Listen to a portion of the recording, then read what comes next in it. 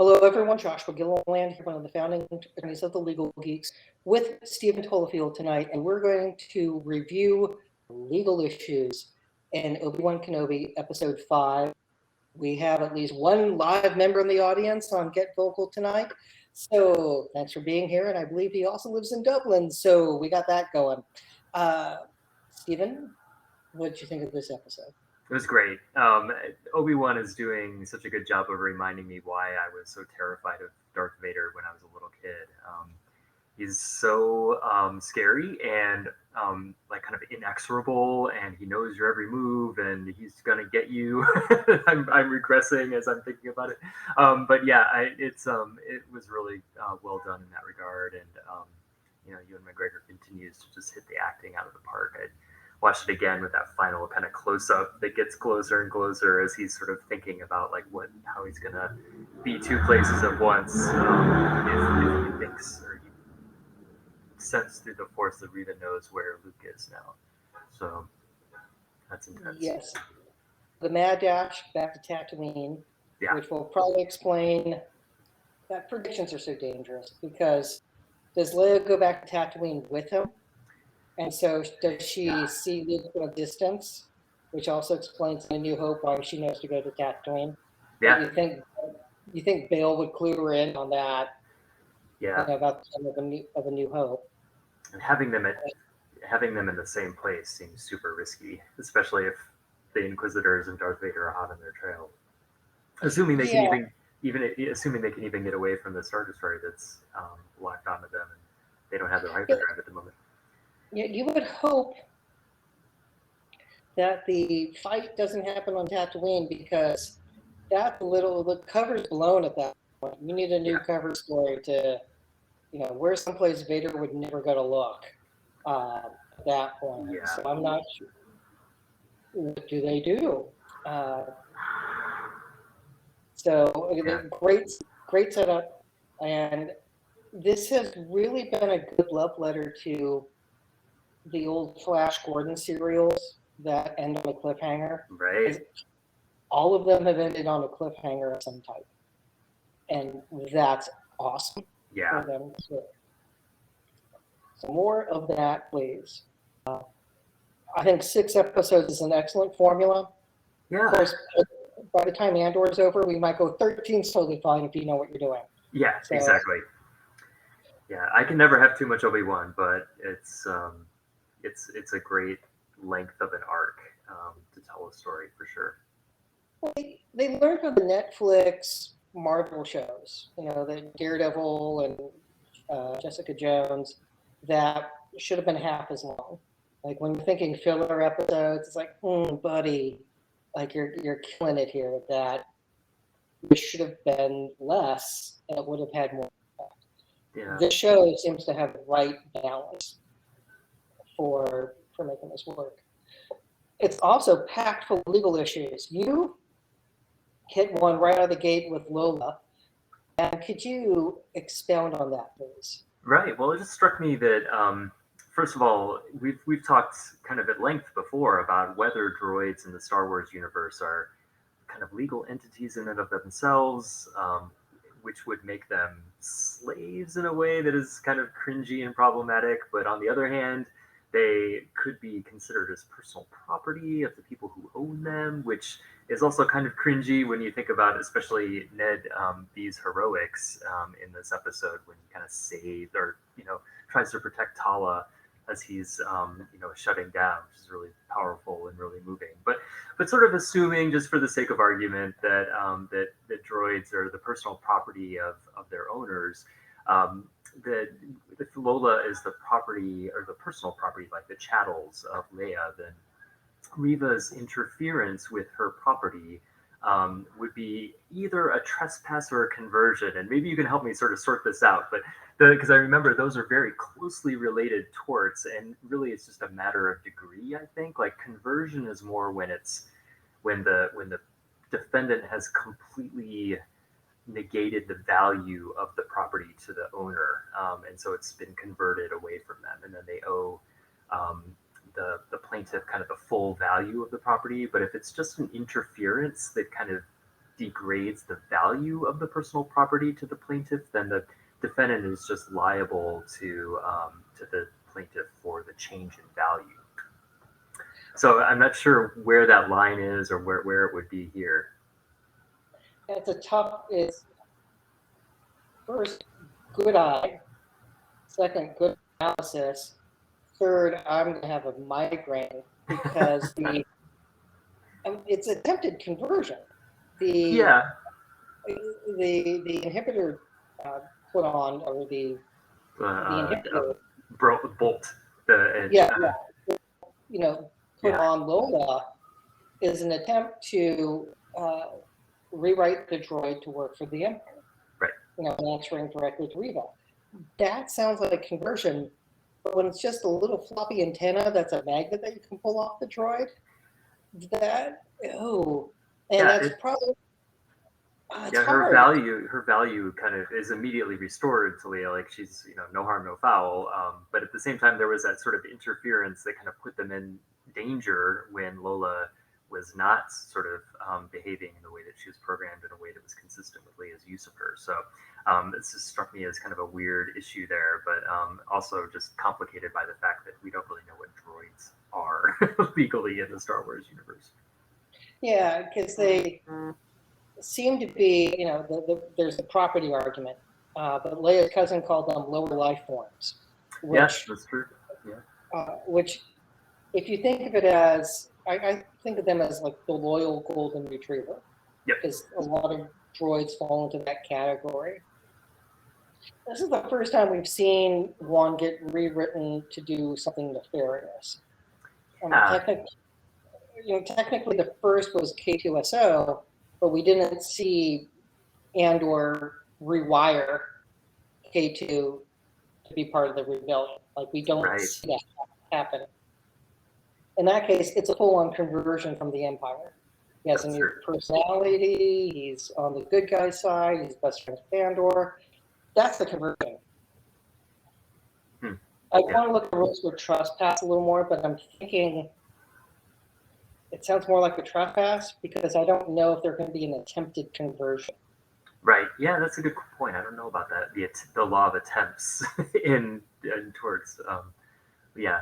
And also, it was it occurred to me too that if Reva is kind of a law enforcement officer, you could sort of think of that people do police officers do confiscate people's personal belongings when they're booked into detention when they're suspected of a crime.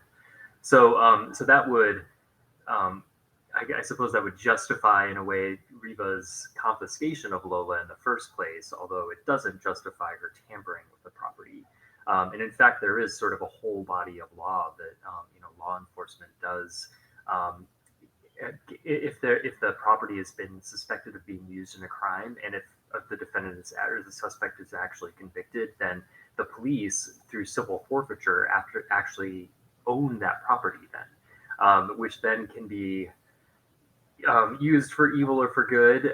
Sometimes it can be abused in ways that make police departments more inclined to take property if they think that it can be then sold to fundraise for the police department. So there's a lot of sort of civil liberties complications in there. But yeah, so if Reva's law enforcement, and she had a right to kind of confiscate Lola on Leia's booking. Yeah, the other precedent it reminds me of is when police put a tracking device on a car, because there's a bunch of those cases. Yeah. And those can be all over the map. That I'm in the you need a warrant category. Yeah. And I know that there's been appellate work on that as well. There was a case in the Bay Area where a guy went in to take his car in for an oil change, and a tracking device was discovered on it. Oh my gosh. And so the FBI showed up to his house wanting their tracking device back. And he was like, what the hell's going on here? So it was one of those ACLU got involved cases. Yeah. Like, that's not cool. Yeah. No, I feel like the Supreme Court has kind of rejected the idea that placing a tracking device can be a trespass, and I think they kind of cleave more closely to it just being an invasion of privacy. But those arguments are certainly made, and I could be wrong. I'm not sure. I'm not a criminal practitioner, so I'm afraid I'm not super familiar with it. But That, and I don't remember how it turned out. yeah, Um, yeah, it's worth looking at this would be worth exploring in a blog post and actually digging in to all the case law, because we weren't expecting this rabbit hole when we did the outline, and we found one. yeah, So yeah, we need to look, what's the rule? yeah, So yeah, exactly. how did that bad boy turn out? Yeah. Uh, that brings us to the next issue, and I understand, or I've heard on different podcasts, that there was going to be more with the younglings, Mm, and because of recent events, they toned it down. yeah. But it raises the issue: is killing a youngling a hate crime? Mm, And I'll start. I think it is. So in California, a hate crime means a criminal act committed because of one or more of the following actual perceived characteristics of the victim: disability, gender, nationality, race or ethnicity, religion, sexual orientation, or an association with a group or group with one or more of these actual perceived characteristics. So the case of Jedi, that's a religious faith. So that's a pretty clean cut of that's a hate crime if you're killing Jedi for the sake of being Jedi. It's a faith, that's why you're targeting them. It's a little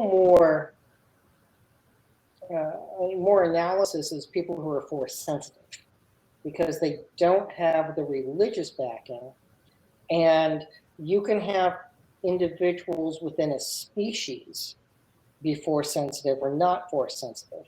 So the issue then is, how do you classify someone who is force sensitive within a Wookiee, family, that you have a Wookiee who's force sensitive?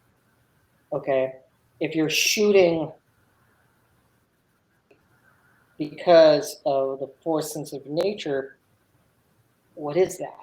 right. And Which kind of raises that sort of the whole concept of intersectionality, where there's different axes on which people can be persecuted, and Mhm. they often have kind of these um, uh, what's the word I'm looking for, that enhance each other in ways that is sort of people who have just one or others of those characteristics maybe don't experience.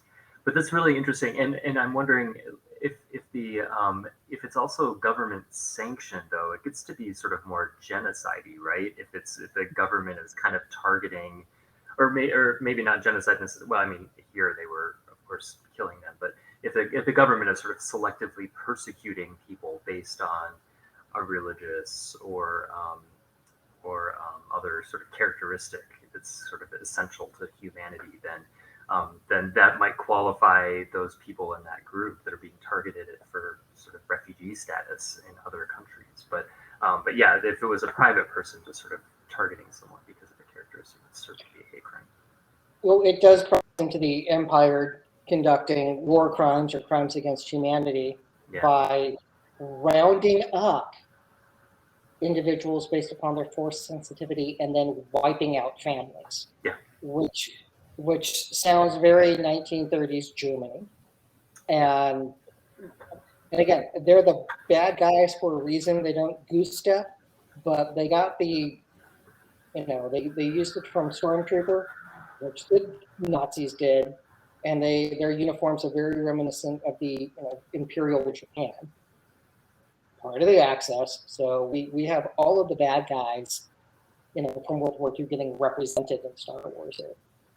yeah, So yeah, it's definitely super dark and yeah. and Very nightmare. chilling. Yeah, And it makes sense. Tala said, "Nope, I'm out." yeah, That she didn't know that was going to happen with several families totaling 14 people, 6 kids. and they get killed after getting rounded up, yeah, it's not tax evasion. It's intentional killing.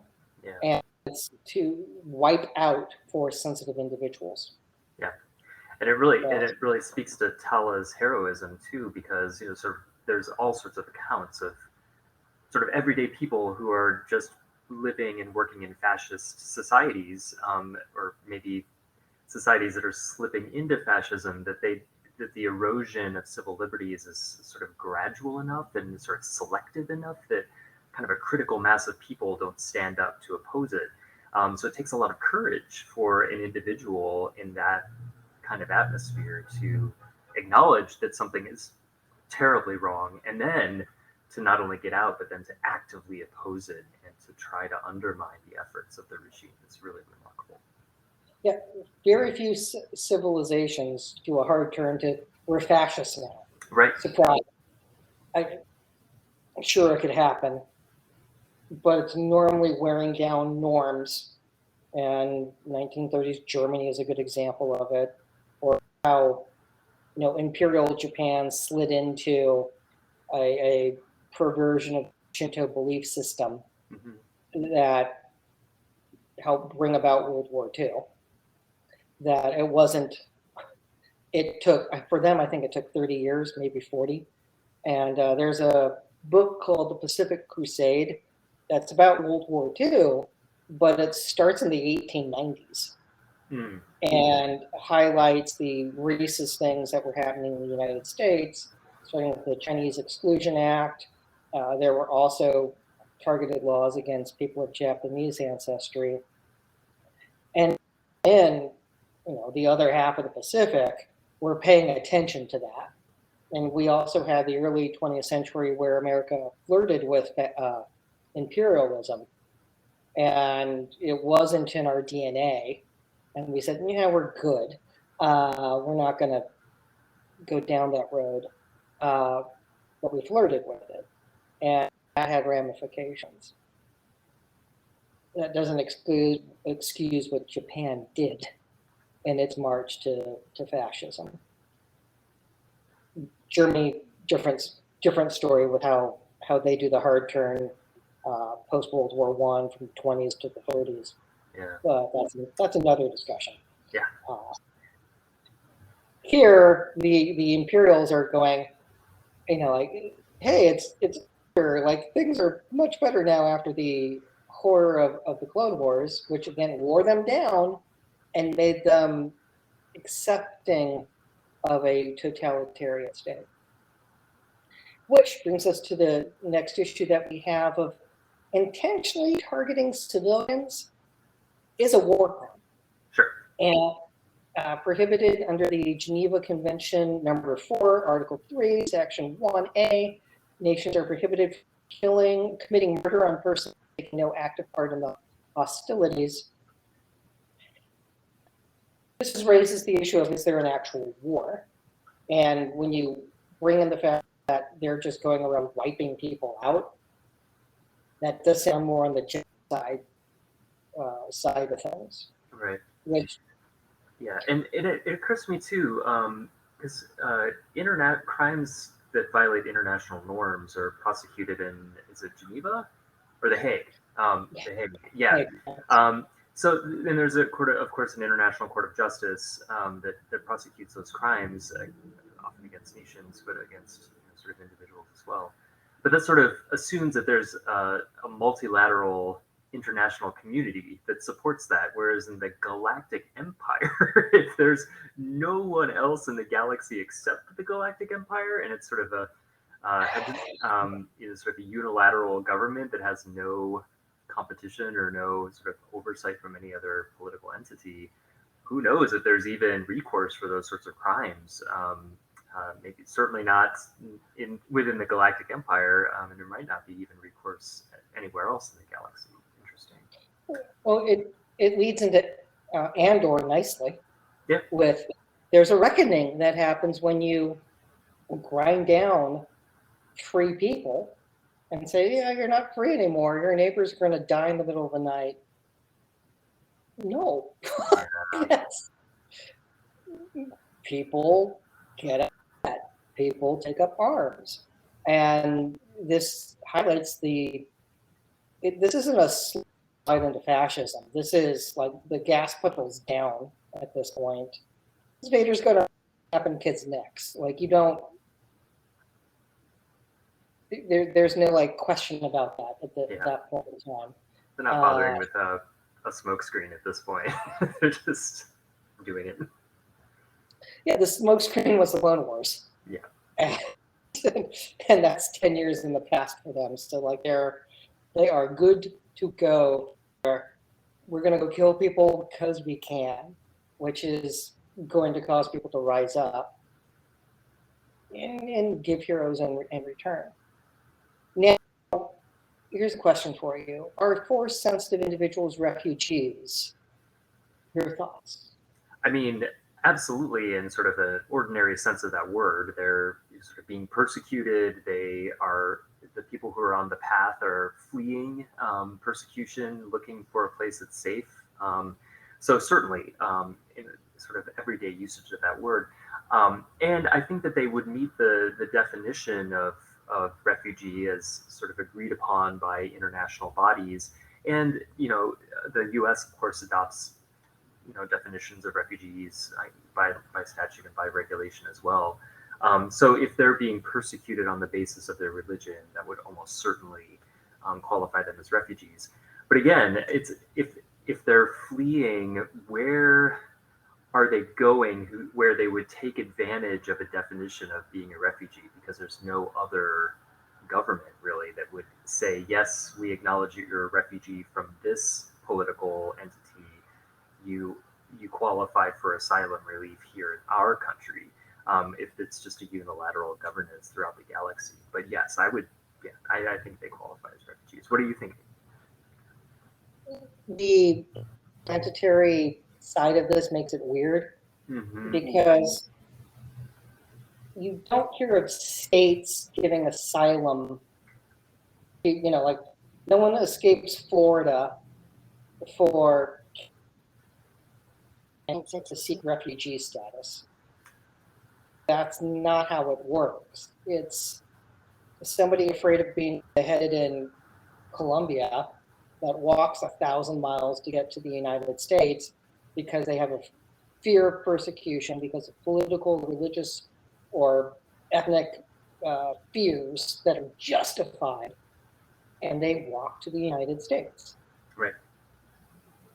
This is like going to hide out on Alderaan or some other planet, and I think it's comparable, but it's just a little different because they're going to go live under the radar. Right. And I can't imagine one of those planets having an official policy of saying like, hey, we're going to do this, because that would guarantee Imperial troops land in their backyard, and the same thing happened to them. Yeah. So everything's got to be like cover of darkness type of behavior. They're escaping to another country, in this case another planet, and live on the down low. Yeah.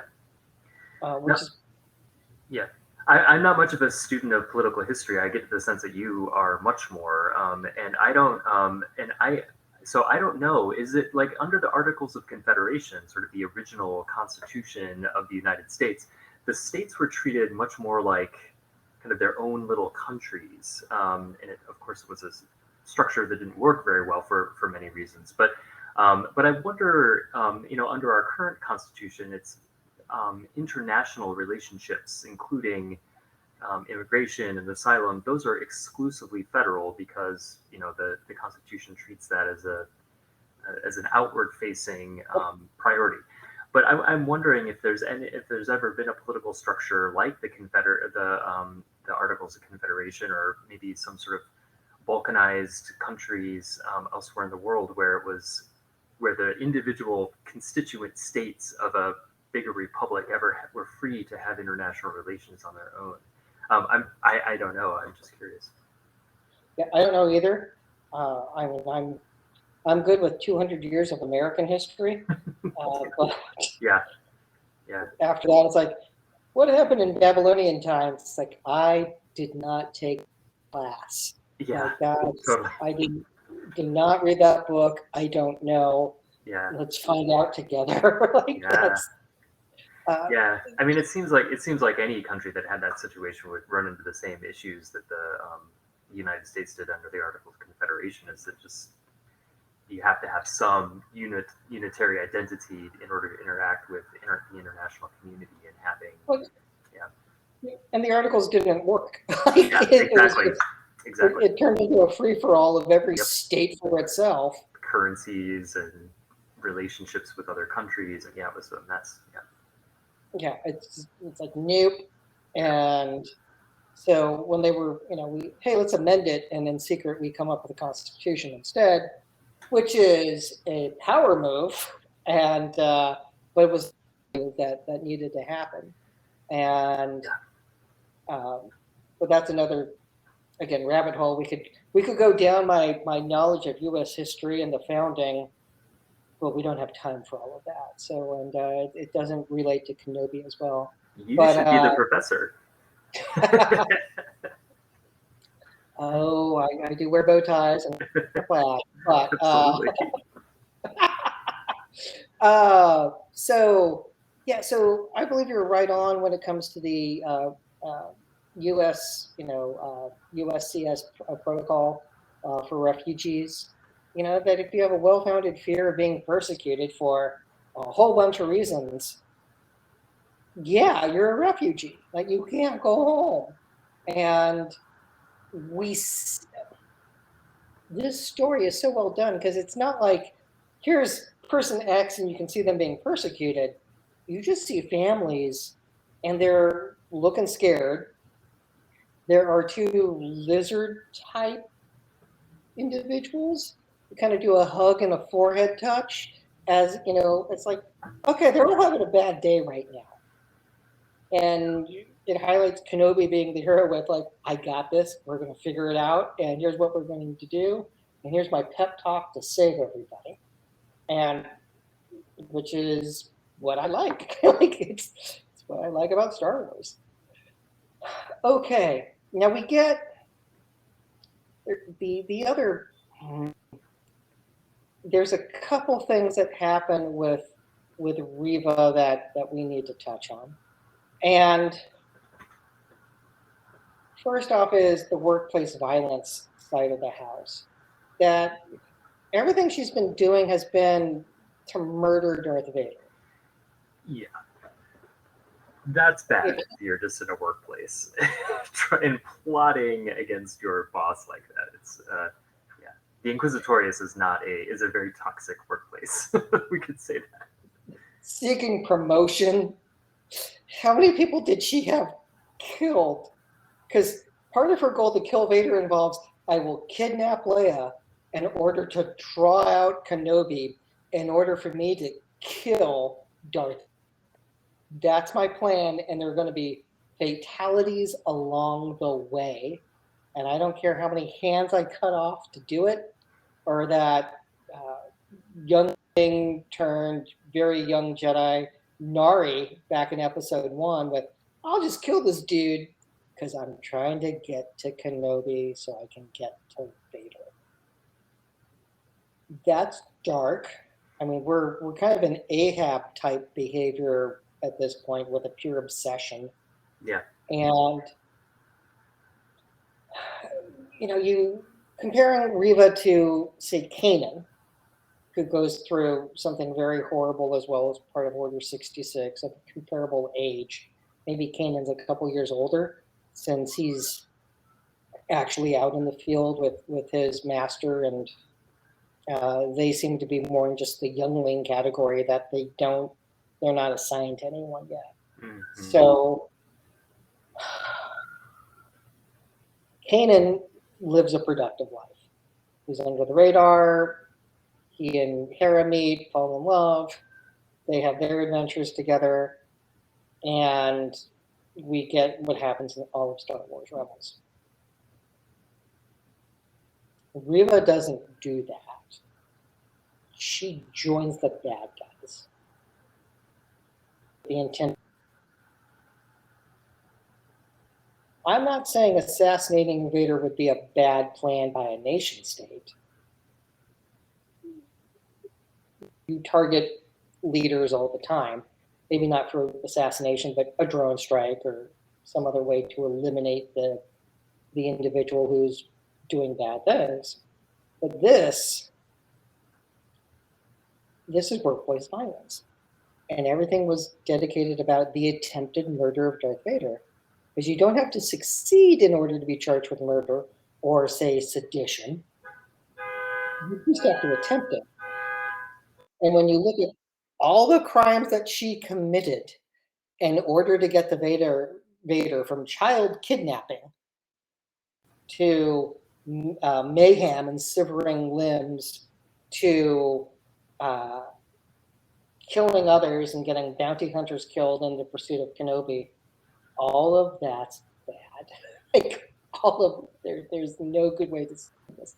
Yeah, Now, I was just gonna.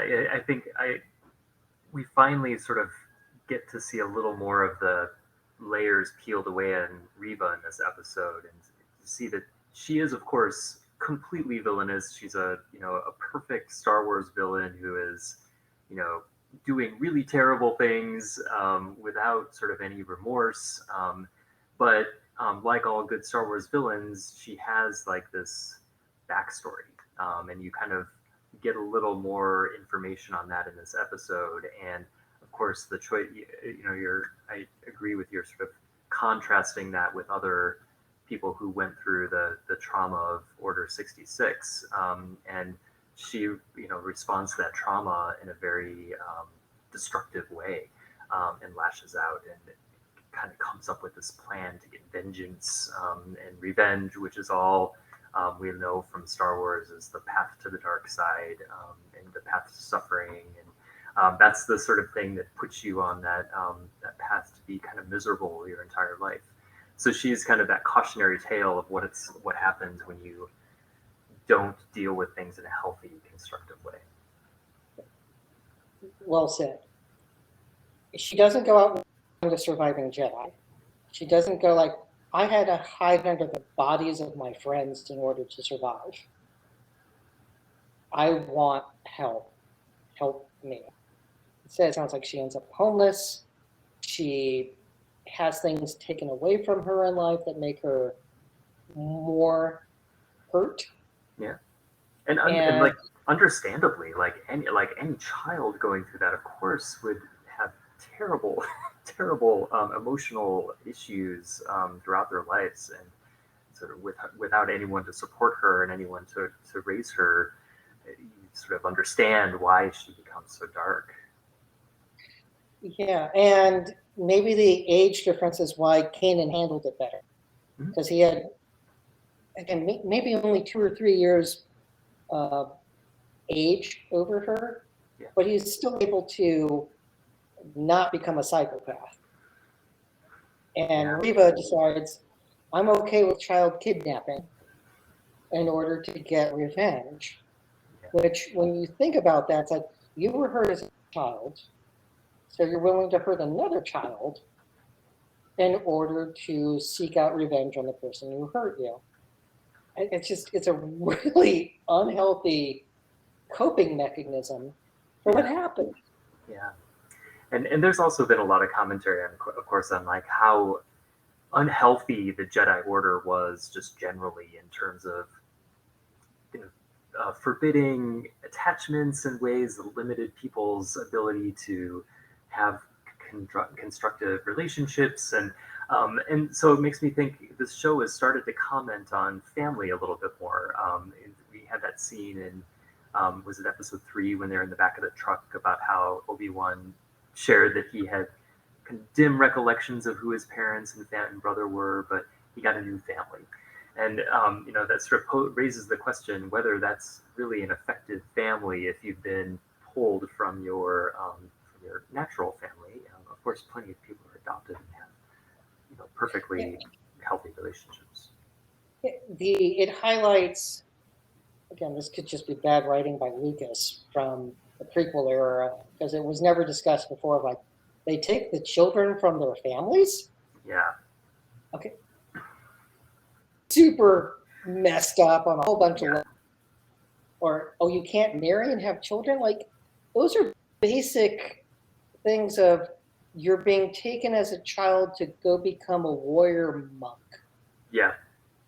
And from what we see of the way Kenobi talks about the Jedi Order, seems very different than Luke in the Mandalorian, or excuse me, Book of Boba Fett, because they he talks about having a family.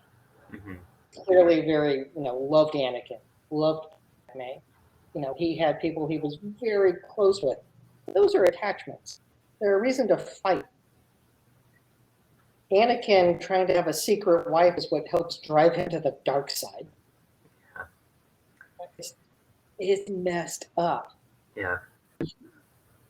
Again, they need like Jedi Lutherans who can be the Protestant.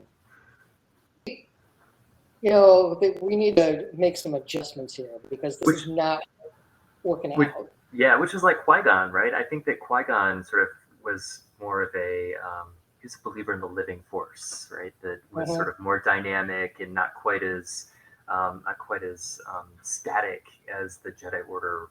Sort of one of the rules-based Jedi Order that sort of was dominant during the going into the Clone Wars. So yeah, it's interesting, and we could talk for on the philosophy of the Jedi Order about how George Lucas was going for that. You should love, but without attachment, and love with that. Being willing to sort of let people go when it's time for them to move on, and that's more healthy. And that, but that also the way it was kind of turned into a dogma by the Jedi Order was a little not constructive for its adherence, I don't think. Yeah. I'm gonna take you from your mom. Yeah. And leave her in slavery. But don't be attached to your mom. That's what you can't. You should learn to love without attachment. Nope.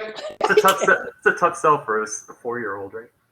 Yeah, I just no. Like if the Jedi Order had been something that you join on your own accord, as opposed to a forced adoption by an organization that's going to turn you into a monk, that's messed up.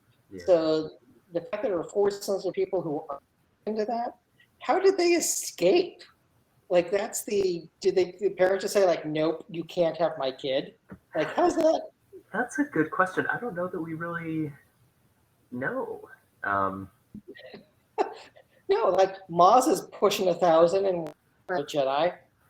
Yeah. Okay. I mean, I think I don't want to spoil too much, I guess. With the Tales of the Jedi, I'm sure it's not a huge deal. People know that that first episode is about Ahsoka as a baby, and there's a member of their community that understands what she is at a very young age. And so I wonder if there's just like in some communities around the galaxy, there's like someone who can get word to the Order that this person needs to be trained or something, and in other communities there isn't, for whatever reason. But it's a good question. Because you want somebody with that kind of power to have training for it. Sure. And so that's where the public safety side of it would be. That I can pull a building down. Okay, we can't just have you scampering around doing that. Yeah. So I mean, maybe that would favor. They're going to have to go to the special school and do the Harry Potter thing where that's the way it is. Yeah. But that still seems messed up. It's just people naturally want to be loved.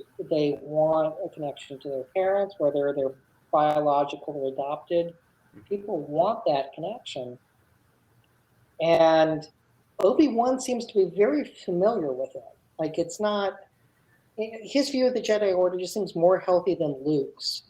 Yeah. I think that's because he actually was around other Jedi. Yeah. And had that experience. And I think Obi-Wan is just the master at many things, of course, but he's kind of the master at holding things lightly, I think. He knows, he kind of really embodies that idea of just appreciating things when you have them, but being willing to let go when they're no longer understanding that nothing is ever really yours, and just loving sort of freely and openly is sort of like with Satine. Like, she died in his arms. It was one of the most tragic love stories in the Clone Wars, and he always said that if she ever said the word, he would leave. He obviously loves the Jedi Order, but he was willing to let that go for her. And by the same token, he was willing to let her go when it was her time to go. And that never turned him to the dark side. He just always understood that quintessential Zen Jedi teaching that you just have to learn to let things go when their time comes. Well, that he also had the emotional maturity of going like, you just killed the woman that I love. Yeah. In order to anger me, and I'm not going to let you manipulate me, because that's not what she would have wanted. Yep. And I'm sure he grieves. Totally. Yeah. It's just like there's a difference between not getting played and still grieving. Yeah. And I think that's be interesting to see that played out, especially if there's a season 2. That if we can get Bo-Katan and make Katie look a little younger, which again highlights the dangers of living on a twin sun planet. So you can 19 years there, apparently really rough. Anywho, that would be an interesting story to tell. Yeah. And like grieving for her and the path forward. That got us way off track of asylum and refugees. But, yeah. And workplace violence, because the issue with workplace violence, Ohio State University has detailed rules about it, and the school will not tolerate behavior of any kind by any employee upon anyone, and team members, staff, students, or visitors. And then it goes into more detail about a threat, the expression of intent to inflict harm. If there's, and defines like what the workplace is, and that's basically any place where people are working. And pivoting to Massachusetts, they actually have laws that require the prevention and a crisis response plan, all of which makes sense on how to deal with work. Here, the Empire is generally bad at HR. They don't have handrails.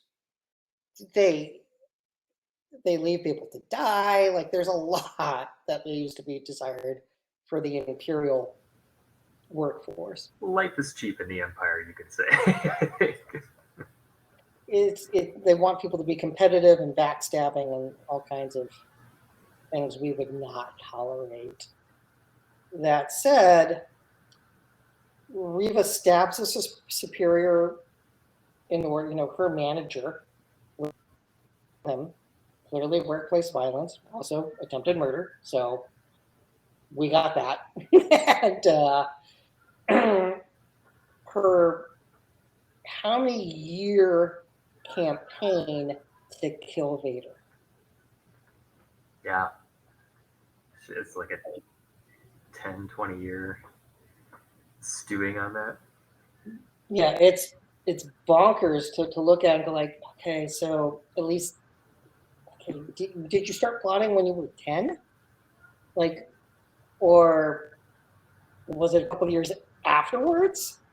Being homeless and hungry and scared, is that when it started? It's an Ahab-like obsession that she wants revenge, and that's not justice. And seeking justice is a very different creature than I just want to get even. Now, criminal law does have an element of revenge to it with prosecuting people. It's not the primary objective, though. Right. Like the victim doesn't drive the ship of it's the state to kind of prosecute crimes that are on the books, not just giving people free reign to put people away. So yeah, it's not revenge so much as It goes to the deterrence. Yeah. There's a lot of like you're being punished for what you did. Like we're branding, letters across your forehead. It's not that kind of Right. legal system of we're going to cut off your thumbs. And I was like, oh my. So it's not. But Reba is a horrible example of workplace violence because this was all a plan to kill Vader, and it goes badly. Yeah. The great lightsaber fight, though. It makes for great Star Wars for sure. I mean, this is full Vader right now, and which is the terror of it. And you mentioned that, like, he is the stuff of nightmares with. Ripping open the side of his spaceship with his mind. It's great. Just busting doors open as he walks down the corridors, over bodies. Yeah, and watching with the subtitles on as he's pulling down the ship, the subtitle says roars. It's like, not screams. So it's like, oh my, he's quite upset. But yeah, revenge is a really bad life choice. Mm-hmm. You need to not live that way. Because Reva could have found a better path. Now, granted, it's hard to do that if you're 9 or 10, and you're at ground zero of something horrific. Yeah, terrible crime. Yeah. And there's no one there to help you recover. Yeah. I mean, her questions to Obi-Wan were, "Where were you? Yeah. Why didn't you stop him?" Those are, raise very interesting duty to rescue. Yeah. Questions. Also, it makes me wonder sort of like what the responsibility is of a Jedi Master with regards to their Padawan. Like, is there sort of like an agency relationship where they're responsible for the things that their Padawan does, and whether they have an obligation to make sure that the Padawan doesn't go off the rails and repairs any damage they do? I think if they were still a Padawan, yes. Anakin was already a Jedi Knight at that point because he had Ahsoka as his Padawan. So he had already graduated. So it's a different. It'd be one thing if you were, having a 12-year-old who was starting to go around, carving names and with his lightsaber into walls and severing limbs. You're going to be responsible for that. It's like parental responsibility. Now, some states could limit the liability, but Anakin was a functional adult. So he was no longer a Padawan. So I think that's where it breaks. But he was busy fighting General Grievous. Like it wasn't like he was out sunbathing. Right. Like it was like, oh wow, what's happening here? Like he was, they all got, betrayed by Palpatine. They all got played. So it's not like he was in a position to stop it. Yeah. So which is part of the heartbreak of it. Because I'm sure he would have been glad to have stopped it. Yeah. And it seems like that's sort of the predicament he's in now at the end of this episode of like how he's going to be more than one place to sort of rescue Leia, rescue everyone, save Luke, stop Reva. It's sort of the same conundrum of like who and how do you save everyone? And I'm so excited to see how they wrap that up. And like, what does Reva do? Because they left her for dead, and we've seen the Imperials do a really bad job of like a sweeping operation afterwards. Like, so this giant network, it was the nerve center. We're going to ignore everything and not do any forensics, not look for anything. We're just leaving. So they leave Reva's ship. If you leave her for dead, have somebody fly that thing back up, because now it's government surplus, or you assigned it out to another inquisitor. So do they leave it? Yeah. Yeah, like she has more than a flesh wound. So is she going to go tell Vader to go to Tatooine? Because that seems like a really dumb life choice from the guy who just left you to die in the dirt. Or is she going to go out on her own revenge mission?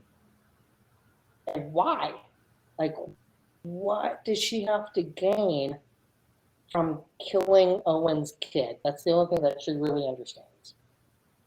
At best, she might guess that the children are force sensitive. Right. That's all that she has to work with. Yeah. So is this just to go screw Kenobi? As a, it's like a runner up to not being able to leader. Yeah, it's a good question. I'm not sure where your angle is. Yeah, because What she's thinking. I mean, like we'll find out soon. But... Sure. Yeah. But it does raise the question of whether Reva violated the law by intercepting the hollow message that Bail left for Obi-Wan. It's a relatively good transition because of course, it's a federal crime under the Electronic Communications Privacy Act of 1986 to intercept and listen to telephone calls, wires, or any electronic communication. And it's a classified felony. Yeah. The joys of the Stored Communication Act, which is how we still deal with email. It's like something from the Reagan administration when Whitesnake's album was out. So yeah, a lot has since then, and that's still our framework. Yeah. But that was clearly an electronic storage. It would meet the qualifications of it. Bail should be smarter to have some form of an encoded transmission of why say Tatooine? Why refer to the children? Like he's not good at this. Yeah, that's a little story-driven choice, I'm sure, for purposes of the narrative. But yeah, that's not a very secure way to communicate something very sensitive. Yeah, it's in hey Ben, why don't you delete that? Yeah. It's like this is why something like ephemeral messaging exists. So you could go, I'm just going to and make that go away because no, thank you. Yeah. So yeah, clearly story driven. Right. And it's true too that of course if Reva is law enforcement, then there are circumstances under which law enforcement can tap your phone or listen in on your communications, but they need a warrant for that. I'm not aware. There's not an exigent circumstances exception for wiretapping a phone, as far as I know, because that's sort of that's something that requires some time to do, I gather. You would have to have something akin to like the Boston bomber situation for a government to step on so-called like that of we're going to ignore the warrant requirement and just listen in. Yeah, and in California, they can only tap phones for very, very serious crimes like suspected murder plans or terrorism or kidnappings, drug trafficking, manufacturing, that sort of thing. So, it's definitely listening in on Ben's cell phone like that is certainly problematic. Big time. But, okay, well, it's curious to see what her end game is now. Yeah. Because it's like, she needs the back tank, probably surgery. Lord knows what was hit when she was impaled. The fact that she's still kicking means it wasn't the heart, because that would have been, she's done. So even if it was like a long diaphragm, that's still a fatal wound. Yeah, and what did the Grand Inquisitor say? Like, revenge does wonders for one's will to live, or something like that. Like if she's just like living on hate and revenge, that can get her pretty far as a Star Wars villain. Yeah, It'd be one thing to go like, "We're done with you," and then have the stormtroopers open fire. Like that would be a way to make sure that we're not going to leave this person to be a problem for later. But they just seem to be fitting Ahab type behavior because they don't wait for her to die. They leave her to die and they just hope for the best. They also leave the weapon. Yeah. Like that's And it's super. such a cool weapon. I would certainly take that back and add it to my collection, as Jesus would say. It's only like $500 for the Hasbro pre-order, so yeah, go for it. It's fine. Yeah, that's I don't think that will separate. Yeah. It's anywho, it does look super cool. The action figures do. So those. Oh really? Oh yeah. So really? That's cool. Yeah, so the blades can come out and they can make them so you can dual weld or single weld, and so you have a bunch of play options. Yeah. Or for collectors, everyone's out. Do I leave it in the box or do I open it? So like there's buy two, one to play with, one to collect. And that was one of my favorite game mechanics in Fallen Order too. When Cal gets his double-bladed lightsaber, he has a move where he separates them and does this dual wielding thing. It's really rad. I love that they brought that into live action. It's cool. It is neat. I haven't played that, so I played Force Unleashed. Oh yeah, so I've never played that. I loved that, both 1 and 2, and so being able to like pull a Star Destroyer in using the Force was pretty epic. So that's pretty rad. Yeah, basically falling from orbit and using the Force to not die in free fall, which you see a little of that with Ahsoka at the end of the Clone Wars, or Siege of Mandalore at the beginning with landing on the planet. So there's cool fun. Yeah. But I mean, hey, we got 1 episode left. Then like 6 weeks until Andor. Oh my gosh, that's right. It comes up pretty quick, huh? I'm gonna have a stomping, crying tantrum when Obi-Wan is over. I really enjoy it. I really hope we get a season 2. I think there's more Kenobi stories that can be told, and especially if they're the limited series format, it's very. I would not be surprised if at Comic-Con they do an Andor preview, some announcement, because there's nothing before Andor August 30th. When is D23? I think September. Oh, okay. Yeah, I'm like furiously Googling right now. Andor premieres August 31st. Mm-hmm. Yeah, so that would be their chance to have a panel before D23. Yeah, because it's D23 September to the 10th. Yeah. And so and Comic-Con does have a close history with Star Wars, so yeah, logically, it's there. Whether or not they do it, that's another question. But that would, I think, the best bet, because I believe Dragon Con would overlap with the premiere. Right. It's usually Labor Day weekend, right? Yeah, so we're kind of in that tough time period. Yeah. Now that said, we could all get together and have a watch party.